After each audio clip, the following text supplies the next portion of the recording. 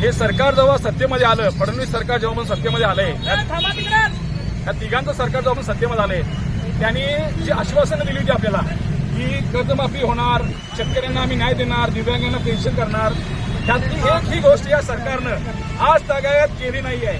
त्यासाठी प्रहार जनशक्ती पक्ष, बच्चू कडू व इतर संघटना त्यांनी गेल्या 3 ते 4 महिन्यापासून वेगवेगळ्या तऱ्हेने वेगवेगळ्या पद्धतीने आंदोलन करत आहोत. बच्चू कडूंनी अमरण उपोषण केलेलं असेल किंवा रायगडाच्या पायथ्याखाली जे उपोषण असेल किंवा मशाल आंदोलन असेल, हे सगळ्या पद्धतीनं आंदोलन करून पाहिली. पण हे सरकार काय शेतकऱ्यांना कर्जमाफी किंवा दिव्यांगांना 6,000 पेन्शन, मेंढपाळांना न्याय द्यायच्या तयारी दिसत नाही. तर गेल्या 2 दिवस आपण पाहतोय, 8 दिवस पाहतोय आपण की राज्यातले गृहमंत्री असतील, ज्यांच्याकडे कायदा व सुव्यवस्था ह्या गोष्टी असतात, त्यांच्याच घरच्यांच्या लोकांनावर डान्स बार आहेत, बार आहेत.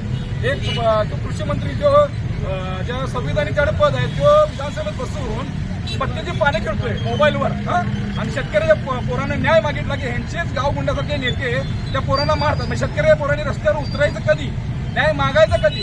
आता ही आमची 3री-4थी वेळ आहे वेगवेगळ्या पद्धतीने न्याय मागायची. ह्याच्यापुढं शेतकऱ्याचं पोरगं स्वतःचं रक्त इथं या रस्त्यावर सांडेल जर तुम्ही लवकरात लवकर कर्जमाफी नाही जाहीर केली तर.